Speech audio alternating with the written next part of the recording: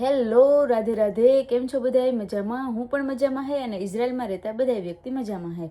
તો આજ હું તમારા આરી મસ્ત રેડી થે ત્યાર થે બેહે અને એક રીલ્સની પણ વિડીયો બનાવવા, જેના દ્વારા હું તમને જણાવવા માંગા કે ભાઈ ઘણા બધાની કમેન્ટ્સ મને મારા વિડીયા કોઈ વચ્ચેથી જોતા હોય, કોઈ શરૂઆતથી જોવે એની તો ખબર હે, કેમ કે વચ્ચે મેં એક વિડીયો મૂક્યો હતો મારો ફૂલ ઇન્ટ્રોડક્શનનો અને મારી બધી વસ્તુનો. પણ ઘણા બધા વચ્ચેથી જોવે તો કમેન્ટ્સ આવે કે ભાઈ તમે તમારા વિશે અમને થોડુંક કહો, ફેમિલીમાં કોણ કોણ હે, કયા ગામના હે, તમે ઇઝરાયલ કઈ રીતના ગયા, કેટલા ટાઈમથી ઇઝરાયલમાં હે, ઘણી બધી વસ્તુનું મને કમેન્ટ્સ આવતી હોય. પણ હું કમેન્ટ્સના જવાબ નથી દે શકતી, કેમ કે તમે મારા જે વિડીયો જોવો તો તમને બધા એની ખબર જ છે કે હું કામને વાહે એટલી બિઝી હોય કે ટાઈમ નથી મળતો.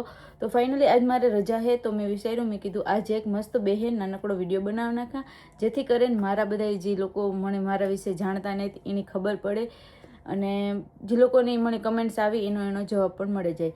તો શરૂઆતમાં તો પહેલાં હું મારા ગામનું નામ કહી દઉં કે હું બેરણની દીકરી હે અને અમે 2 બિનભાઈ હે અને મારા મમ્મી પપ્પા અમે 4 જણા ઘરમાં હે, આઈ હે. અને હું ઇઝરાયલમાં 5 વર્ષ ને માથે 6-7 મહિના થયા, એ રીતના મારે ઇઝરાયલમાં ટાઈમ થયો. તો હું ઇઝરાયલમાં 2021ના 17 જાન્યુઆરીના દિવસે ઇઝરાયલમાં આવી અને એ ટાઈમે હું ખાલી 24 વર્ષની નહીં, 23મું પૂરું થયું હતું અને 24મું સ્ટાર્ટ થયું હતું, આઈ થિંક એવું હતું. હાવ નાની હતી અને મારો વજન જે અટાણે તમે જોવો એવોનું તો હું કહો ને કે 50-53 અંદર હતી, એટલે હાવ નાની. અને આપણી ઝીણા હોય ને પછી ઉંમરે નાની હોય એટલે હાવ નાનકડા દેખાય. તો મારું હું આવી ને કોરોનાનો જે લાઈક લોકડાઉન પહેલું પડ્યું ને પછી ખુલ્યું એ ટાઈમે હું આવી. તો પહેલાં એવું હતું કે તમે સીપી ટ્રાવેલ કરીને એક ઓલું હતું, એજન્સી હતી જે અટાણે ટ્રાવેલ ટ્રસ્ટ ને જોબોન ને ઘણી જાતના હે, એ રીતના એક સીપી કરેલું હતું. મેં ટ્રેનિંગ ના લીધેલી, તો ના અમારે એવું હતું કે પહેલી વાર આપણી જ્યાં ડોક્યુમેન્ટના અંતે જાય ત્યારે પહેલી વાર ખાલી 5 દી રોકાવાનું. તે હું મારા પપ્પા ગયા 5 દી અને પછી મારી વિઝા આવવાની, ટૂંકમાં પછી વિઝાની વાટ જોવાની. પછી વિઝા આવે પછી ટૂંકમાં આપણી પાછું જવાનું હોય. તો એ ટ્રેનિંગ કરીને આવી, કહો ને કે 2019માં એન્ડમાં આઈ થિંક મેં ટ્રેનિંગ કરી છે. તો 2 વર્ષ આખું 2020 કોરોનામાં બધુંય બંધ. પણ ઓલા નજીક કહે ને કે મને એટલી ઓલી હતી કે મારે ઇઝરાયલ જાઉં. તો મેં વેઇટ કર્યો ઘેરથી. પછી એક ટાઈમ પછી ના પાડતા હતા કે ભાઈને જ જાઉં, આ તે ઘણા બધા ઇસ્યુ આવ્યા ઇઝરાયલ આવવા માટે. હું કઈ ડાયરેક્ટ પ્લેનમાં બહેના નથી પૂગી આવી, તો એ બધું સોર્ટ આઉટ કર્યું. ઘણા બધા કાગળિયાના પ્રોબ્લેમો હતા, ઘણા બધા આ કોરોનાને લીધે ઘણું બધું પાછળ ગયું. તો મેં વેઇટ કર્યો અને મેં એક મારા મગજમાં હતું મારે ઇઝરાયલ આવવું હતું, એ કપડે રાખ્યું. તો પછી હું ઇઝરાયલ આવી ના, પછી મારી વિઝા પડી. પેલું લોકડાઉન ખુલ્યું ને તાર મારી વિઝા પડી. તો એ ટાઈમે હું 21 દી મુંબઈ રોકાણી હતી, કેમ કે એ ટાઈમમાં 21 દીમાં મેડિકલ ને પછી આપણું સબમિશન ને આ ને તેની જે અટાણી જે પ્રોસેસ છે એ ટાઈમે થોડાક ઓછા ડોક્યુમેન્ટ ને ઓછું ઓલું હતું, ઇન્ટરવ્યૂ ને એ બધું પહેલાંય થતું. તો એ ટાઈમે હું 7.5 લાખ રૂપિયા ભરીને આવી હતી, ટૂંકમાં એજન્ટની. અટાણે બધા જે ઘણા બધા 17 લાખ, 18 લાખ, 20 લાખ, 22 લાખ, 24 લાખ જે કંઈ કોઈની પ્રાઇસ છે એ ટાઈમમાં લાઈક 5-6 વર્ષ પહેલાં હું 7 લાખ ભરીને આવી હતી. 7.5 મને પ્રોપર યાદ નથી, પણ એટલા આવ્યા હતા. જોકે બીજા જે મુંબઈના ખર્ચા એ તો અટાણે આવે, અટાણે થોડુંક વધારે એક્સપેન્સિવ થઈ ગયું, મોંઘું થઈ ગયું રહેવાનું આ તે. તો હું 21 દી મુંબઈ રોકાણી હતી. તે મારા કાકી મારા ભેગા આવ્યા હતા ને મેં એક હગાને ના સ્ટે કર્યું હતું, ના રહેતા. અને નાથી મારા હગા જે હું જેને ના રહેતી એ થાણામાં રહેતા અને મારે મુંબઈ છે મેન સિટી ના મારે આવવાનું હતું. એટલે હું ડેઈલી લાઈક હું પહેલાં પોરબંદરને બહાર નહોતી નીકળી, લાઈક એકલી. અહીં જતા હોય આપણે ફરવા આ તે તો ફેમિલી હારી, ઘરના વારી, પપ્પા હારી હોય તો આપણે કંઈ ટેન્શન તો હોય નહીં. તો એ પહેલી વાર મુંબઈ ગઈ તે પપ્પા આવતા, તો તે કંઈ ટેન્શન નહોતું. પછી મારા પપ્પાની કામ એવું હતું કે ભાઈ નહોતા આવે શકતા. પછી મારા કાકી આવ્યા, તો અમે મારા એક ખગાને ઘેર રોકાણા હતા. તો હું ડેઈલી થાણેથી મુંબઈ બસ ને ટ્રેન ને કેટલી બધી વસ્તુ બદલાવે અને હું મારા ટ્રેનિંગ સેન્ટરે આવતી. તો એ મેં 21 દી કર્યા અને પછી મારું ઇન્ટરવ્યૂ થયું. પછી 5 દી પછી મારો પાસપોર્ટ રિલીઝ થયો, લાઈક પાસ થઈ કે સિક્કો લાગ્યો કઈ રીતના હે. પછી મને 5 દીનો ટાઈમ આપ્યો હતો. પછી 5 દી હું ઘેર ગઈ, પછી બધું સામાન ને બધું પેક કરે અને પછી હું ઇઝરાયલ આવી. ઇઝરાયલ એ ટાઈમે આપણી 14 દીનું ક્વોરન્ટાઇન રાખતા, ટૂંકમાં 14 દી એક હોટલ આપતા, ના રહેવાનું ખાવા પીવાનું એ બધું ના જ આપતા, બહાર નહોતું નીકળવાનું. તો હું 14 દી ક્વોરન્ટાઇનમાં રહી હતી. મારા ભેગી મને યાદ છે કેરલાની છોકરી હતી ને, હું તેમ 2 હતી. પછી એ 14 દી પૂરા થયા એટલે મને મારું પહેલું કામ જે તેલવી સેન્ટરમાં હતું, તો એ તેલવી સેન્ટરમાં જે કામ હતું ને, તો એ થોડુંક જવાબદારીવાળું કામ હતું. લાઈક એની જે દાદી હતી એની છોકરી ના રહેતી, એના ભેગી જ રહેતી.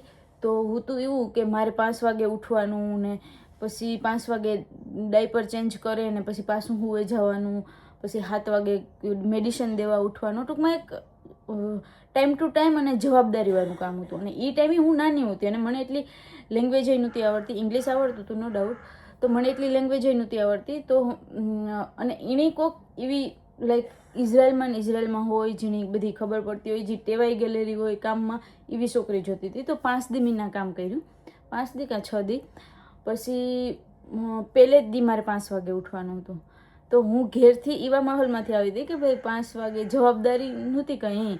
મમ્મી ઉઠાડતા, પપ્પા ઉઠાડે, આઈ ઉઠાડે, ટૂંકમાં એક એવી ઓલું હતું. તો પહેલે દી મારાથી ઉઠાણું નહીં 5 વાગે. તો એ ફેમિલી સારું હતું. તો એ કે કંઈ વાંધો નહીં, તું ધીરે ધીરે ટૂંકમાં ઓલી થઈ જાય. તો હું ગઈ નહીં ત્યારે હું હે ને મોસ્ટ ઓફ મારું મોઢું હસતું જ હોય. જે લોકો મને ઓળખે એને ખબર જ છે. લાઈક મારે ટેન્શન હોય કંઈ પણ હોય તો મારું મોઢું હસતું હોય, લાઈક હું સ્માઇલ વધારે કરતી હોય.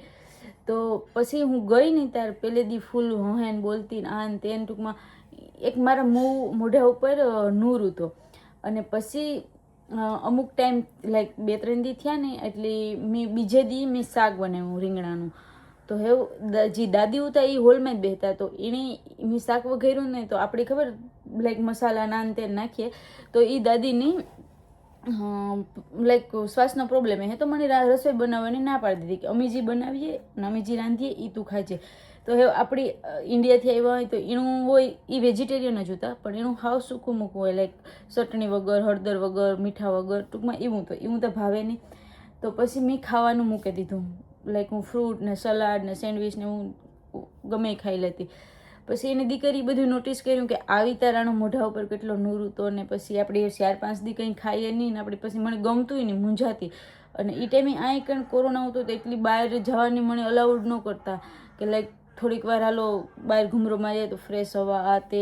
તો એ એક તો ઇન્ડિયાથી આવ્યા હોય, નવા હવા હોય, એટલી બધી. પછી એની 5 દી પછી મને કીધું, એની ડાયરેક્ટ એજન્સીમાં ફોન કર્યો કે ભાઈ આ છોકરી સારી છે, આને કોઈક સારું કામ ગોતી દો.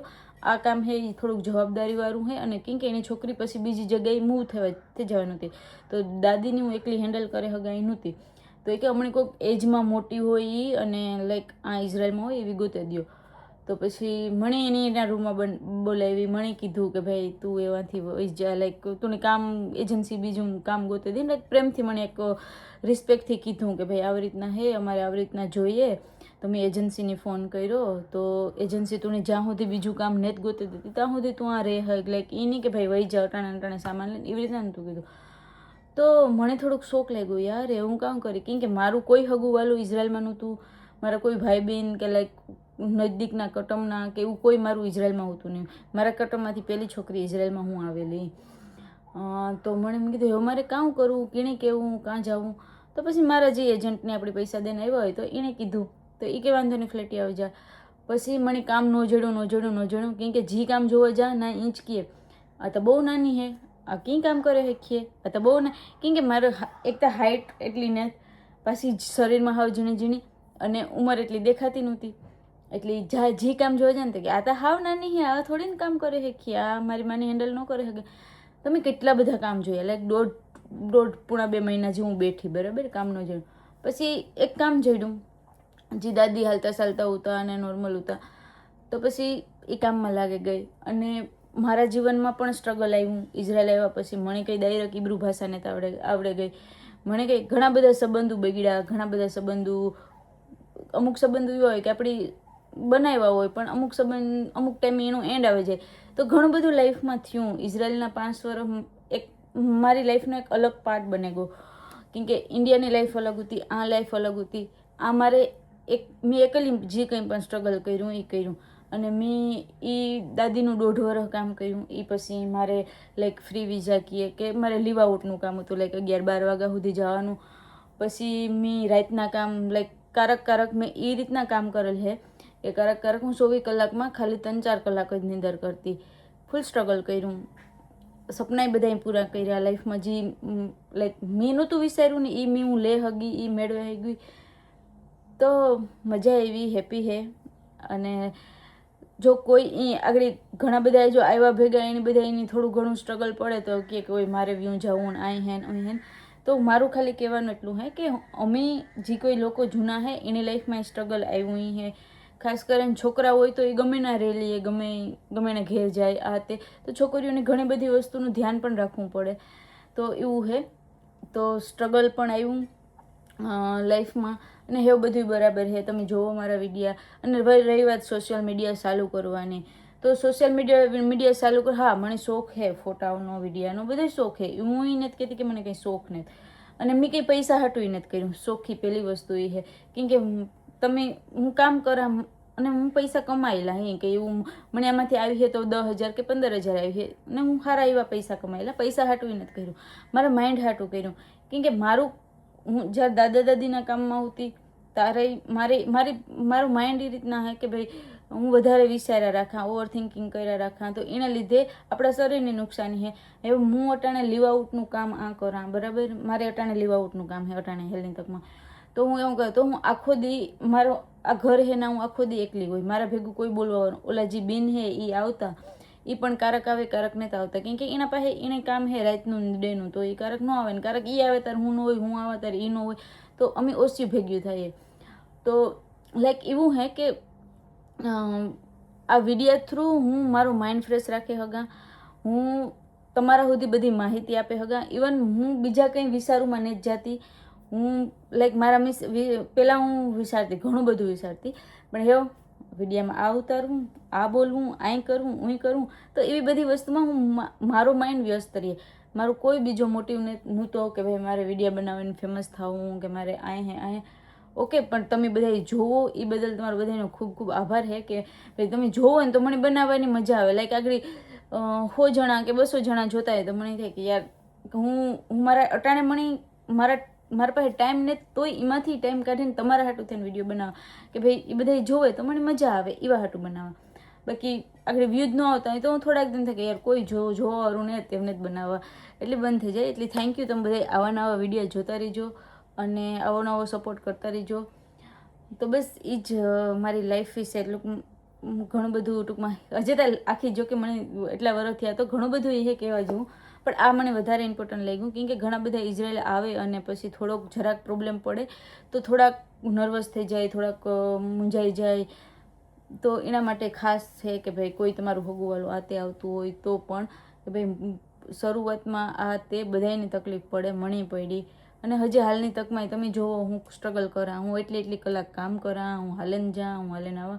તો મારા માટે બધું નોર્મલ છે. મને કંઈ એવું નથી થતું કે ભાઈ ઓહો હું તો કંઈ એવું કરતી નથી. હું મારા હાટું કરા, મારા હાટું કામ કરા, મારા ફેમિલી હાટું કામ કરા. હું કામ કરા તો હું પૈસા કમા, અને પૈસા કમા તો હું કે મારા ફેમિલી સારી રીતના લાઈફ જીવે શકીએ. તો ઘણા બધાની કમેન્ટ્સ એ પણ હોય કે ભાઈ ઇઝરાયલમાં તા લાઈક કેમ કે વિડીયા બધા બનાવે ને આ ડોહાવને દેખાડે ને આ ને તેન. તો હા, ઘણા બધા વિડીયા બનાવે અને હું બધાની રિસ્પેક્ટ કરા. કેમ કે મને ખબર છે તમે ઇન્ડિયામાં રહ્યો એને આ લાઈફની નથી ખબર. જે માણસ 24 કલાક હું તો હજે મારે ત્યાં લીવ આઉટનું કામ છે, હું તો બહાર નીકળતી હોય તમને ખબર વધારે પડતી બહાર જ હોય. પણ જે લોકો 24 કલાક ડોહાના કામમાં છે કે દાદા દાદીના કામમાં છે સોરી, તો એના માટે લાઈફ કેટલી ટફ છે. તમે એક ઘરમાં ઇન્ડિયામાં હોય તો તમે 24 કલાક કોઈ ઘરમાં નથી. ઇવન આપણી 5-10 મિનિટ બાજુમાં બેહવા જઈએ, હગાવાલામાં જઈએ, ગમે ના જઈએ, તો એના માટે હું એની રિસ્પેક્ટ કરા કે ભાઈ એ કંઈક ને કંઈક કરે એના માઇન્ડની એક્ટિવ રાખવા.